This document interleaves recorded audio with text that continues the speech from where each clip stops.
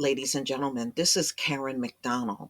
She is the Oakland County, Michigan prosecutor that has charged the Crumleys with involuntary manslaughter for their role in their son, carrying out a shooting up at his school, killed 4, injured 6.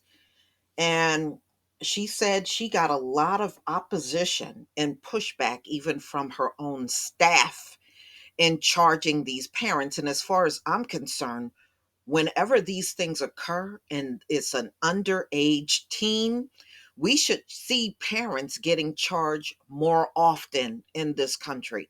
Why should they be excluded when a child don't show up for class? Don't you blame the parents for that?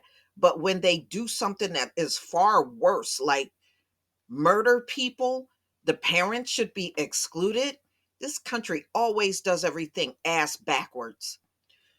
So I'm going to go ahead and play this audio that came out from NPR. This is December 18th, 2021. This week, James and Jennifer Crumbley made their first in-person appearance in court. They are the parents of Ethan Crumbley, the 15-year-old accused of killing 4 students at Oxford High School in Michigan. And they have each been charged with 4 counts of involuntary manslaughter. Now, charging the parents of a child who commits a school shooting is a rare move, but it is one that prosecutor Karen McDonald, who's the elected official in charge of the criminal case, when she says is warranted. Karen McDonald joins us now to talk more about it. Welcome to All Things Considered. Thank you. Lay out for us why you believe it's warranted in this case to charge Jennifer and James Crumbley for the actions of their child. I approached this case as the prosecutor, but I also approached it like a mother. And the first question anyone asks is, where did this individual get a gun?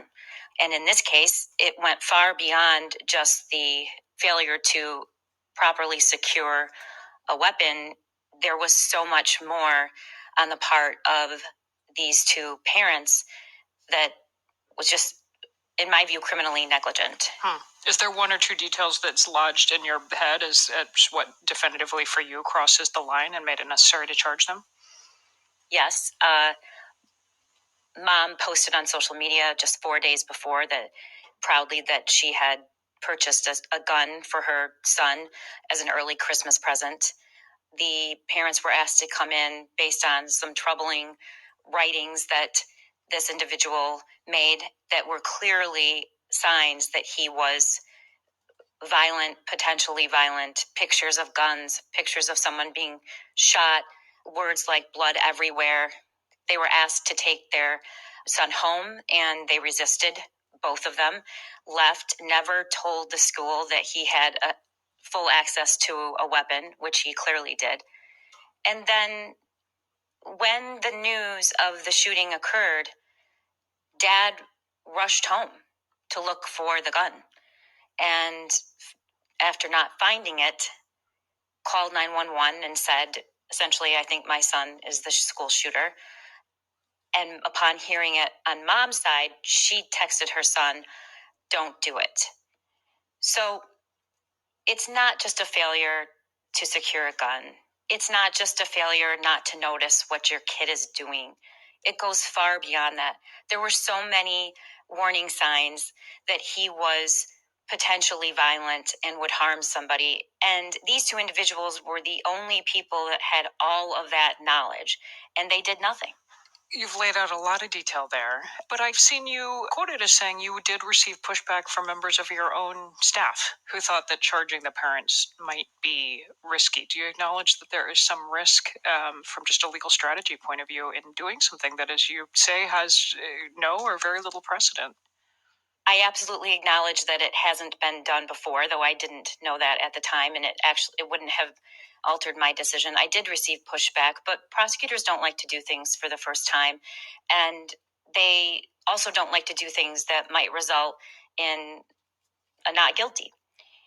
But I wasn't elected to do the safe thing, and this is just far beyond politics to me. This was the right thing to do, and I don't think anyone looking at it, particularly what we know now, only some of which is public, could have decided to just allow those two individuals to move forward in their life and never have any consequences for the death of 4 children and 7 more injured and hundreds of kids who will never be the same.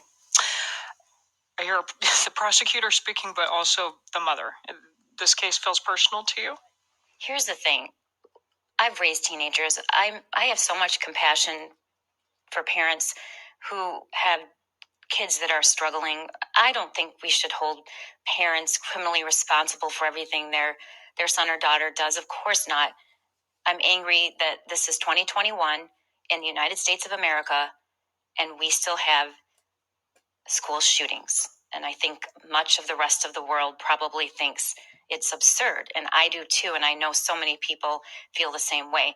We can protect our kids and make sure they're safe and still allow people to own weapons and still allow people to parent their kids the way they want. But when you give somebody a deadly weapon that you have every reason to believe might harm somebody else, you should be held accountable. We've been speaking with Oakland County, Michigan prosecutor Karen McDonald about the decision to charge the parents of Ethan Crumbley, the 15-year-old accused of killing 4 students at Oxford High School in Michigan. Karen McDonald, thank you. Thank you. I absolutely disagree with what she said at the end. You got a Black woman that sent her child to a better school. We all remember this. She got placed in jail for 5 years over that.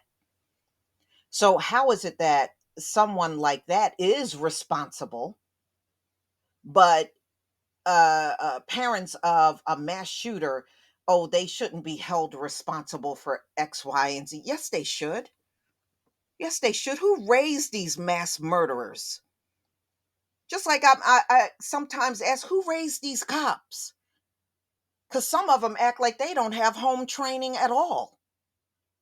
So if the parents are not responsible, then who? These folks just love passing the buck. An awful lot of them do. So when it's Black parents, just like Kamala was trying to jail them, it's 100% their fault. Well, you can't hold the parents responsible. Why not? You hold Black parents responsible for everything. Do y'all remember the incident where the child um went into the area where Hembe was, the gorilla? Remember, that was all the mother's fault. It was 100% the mother. But when it comes down to these teens killing everybody up at a school, oh, well, you can't, blame. Yes, you can. Yes, you can. You seem to muster up that blame when it comes down to Black women that are parents or Black men. No, no, no, no, no, no, no. No. It is appropriate to make them responsible. So, ladies and gentlemen, if anything, and then she says, why are we seeing mass shootings in 2021? Honey, you started a country out in violence. It's going to always, always be violent. Okay, that's how you started this country. Now, how the hell do you start a country in violence, but you expect peace? Can somebody explain how that makes sense? You ain't seen a non-violent day in America for 500 years. There has not been one single non-violent day. The hell out of here. Boy, I guess the logic is just not there. But y'all, please tell me what you think about what she said. There were things that she did say that I agreed with. And we know about the text message. So the parents were aware of what he was about to do. At least his mother did. And they said they were more concerned about going to work. There were many things they could have done that day. They could have gotten up and gone up to the school and pulled their son out of there. If they weren't confident that they could do it, take the police with you. They sure listen to y'all more than they do us. Go up there with the police and get your son out of class. There were many things that could have been done that day. So, no, I don't feel bad for the Crumleys at all. If they're not responsible for their son, then who is? But y'all, please tell me what you think. Please leave your comment and subscribe. Don't forget to hit on the notification bell, and I'll see you on the next video. Peace, family.